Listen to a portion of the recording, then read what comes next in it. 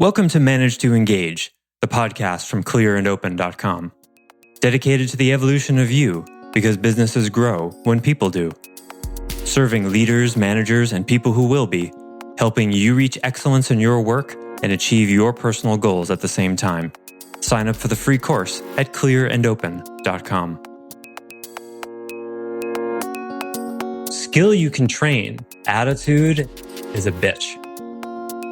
Someone who's really stuck in victimhood wants their next 10 years to look a lot like their last 10 years. You're going to try to change that? You're better off taking someone with less skill who's hungry. Hi, it's Joseph, and thanks for tuning in to Manage to Engage, the podcast from clearandopen.com. Our workforce and society is in the process of revolution, casting off the archaic slave labor mentality that has been chained to work throughout most of history.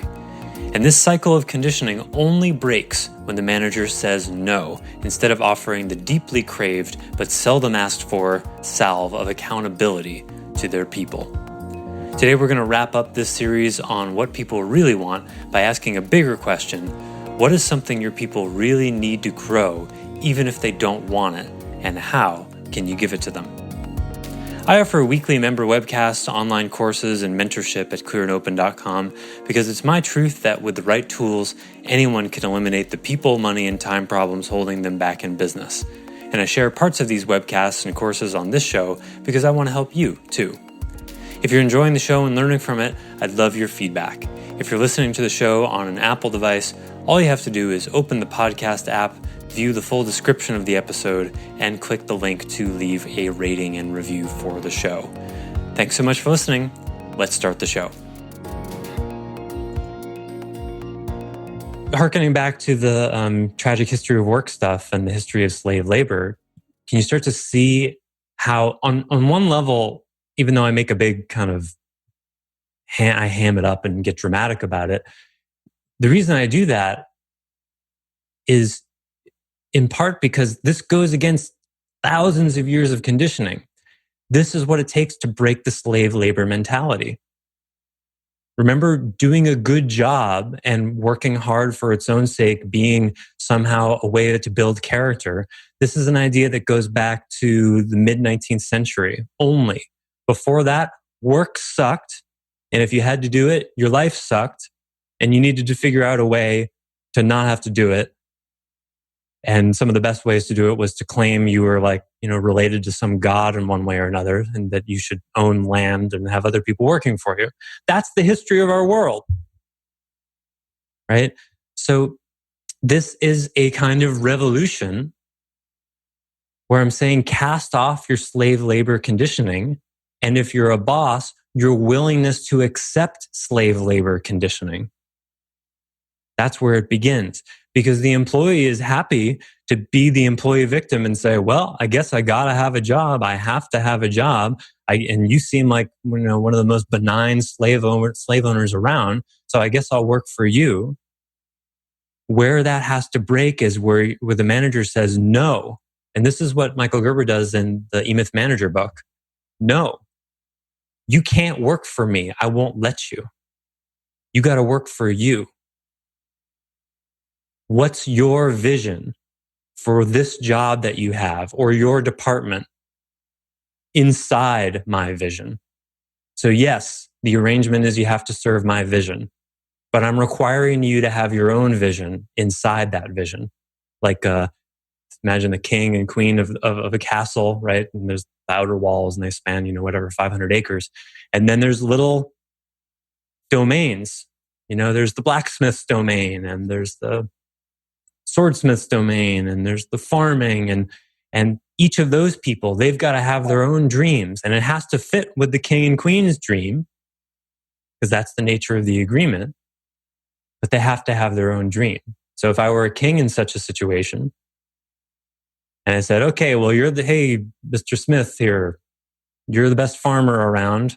I'm going to give you, this 100 acres here to farm. What's it going to be like? What's your dream? Well, whatever you say, king, you're the boss. I'll do whatever you want. I'd say, yeah. But what's your dream? Because I don't want you to do it for me, because both of us will lose if you do it for me. You're not going to put in your best, and you're going to be miserable and talk shit about me, to the other, not disciples, what's the word? People. Plebes. Plebes, the other plebes, thank you. The other vassals or whatever, I can't remember. The other folks in the kingdom, right? Constituents. God, it makes me crazy, right? I can't think of the right word. Anyway. Serfs? Say again? Serfs? Serfs. Yeah, that works. There was another word, though. Subjects. Thank you, Gabe. That was it. Gabe for the win. So that doesn't work for me. And if he says, well, I'm all about service, and, having goals is really hard. Besides, if I had a bunch of goals, I'm already feeling shame about not meeting them. And that would be scary. I'd say, you're fired. I don't care if you're the best farmer of all the subjects. I'll find someone less skilled who wants it more. Right? But this is not how people hire. They hire for content skill, usually, not context attitude. Even though hiring for attitude is an old idea. Because skill you can train, attitude is a bitch. Someone who's really stuck in victimhood wants their next 10 years to look a lot like their last 10 years. You're going to try to change that? You're better off taking someone with less skill who's hungry.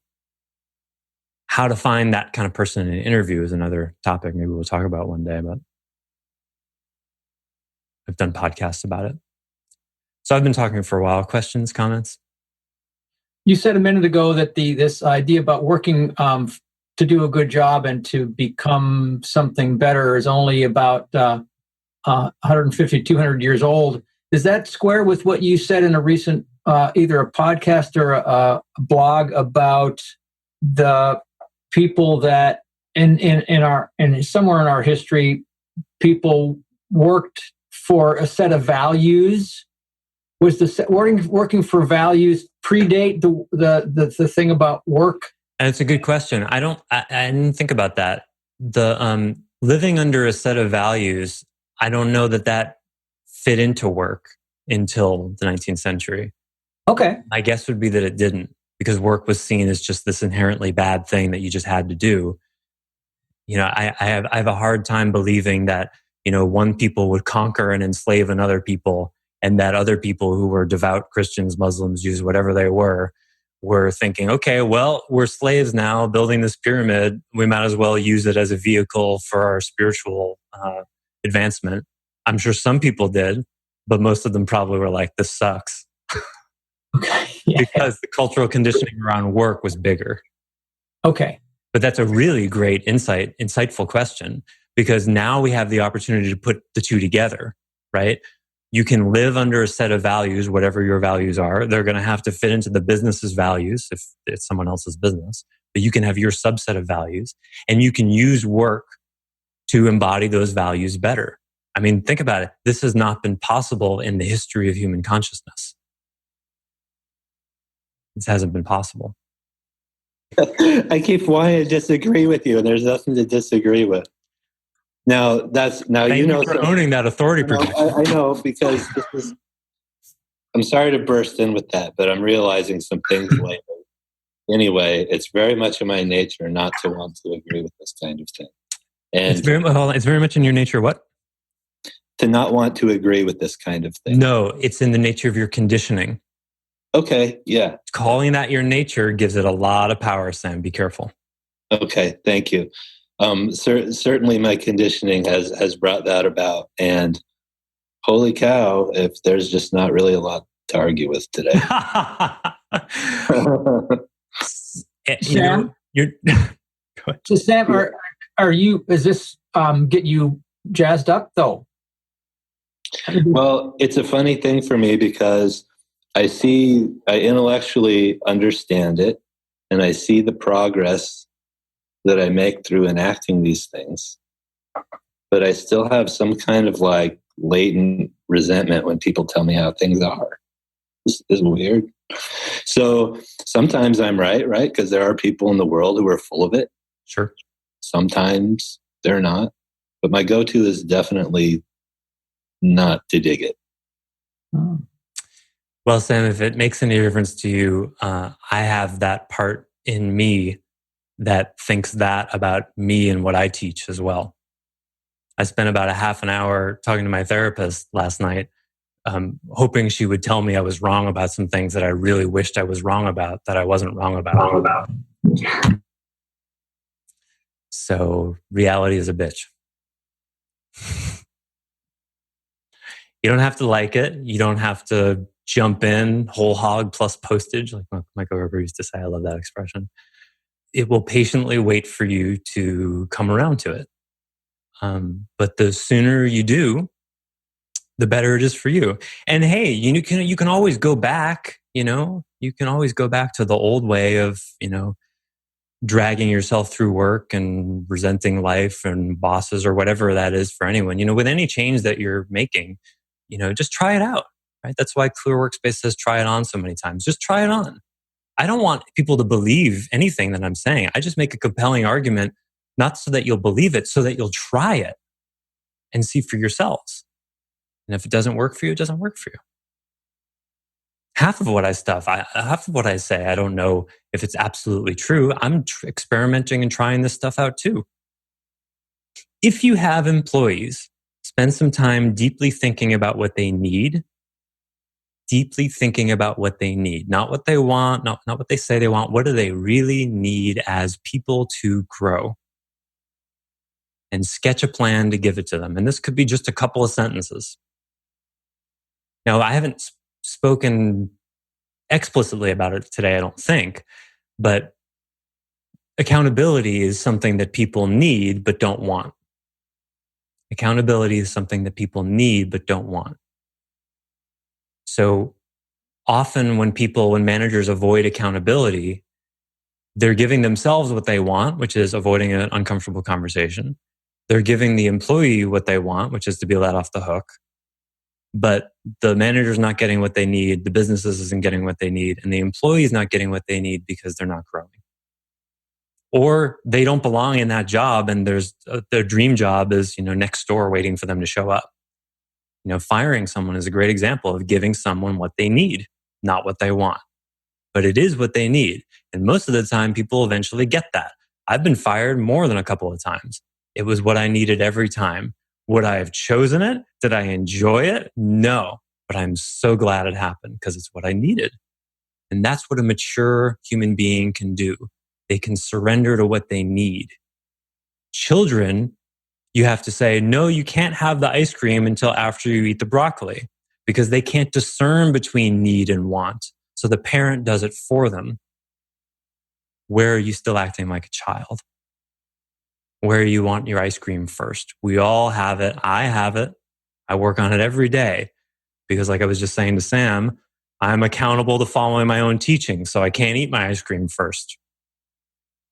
Because then the teacher starts saying, you're completely out of integrity. What would all the people in the Thursday webcast say if they saw you right now? Oh, crap. Sketch a plan to give it to them. If you don't have employees who work for you, ask yourself that question. What is it that you really need where you're pretending you want something else? Where are you substituting a deep need for a more superficial want? This, by the way, is what addiction is. Television, binge watching, drugs, alcohol, sugar, whatever it is. It's a temporary high that relieves the essential itch of the deeper need.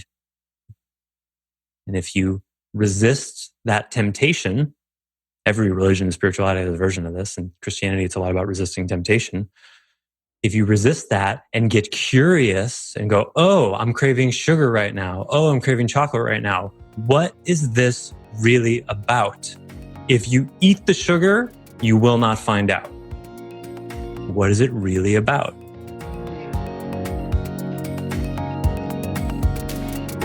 Thanks for listening to Manage to Engage, the Clear and Open podcast.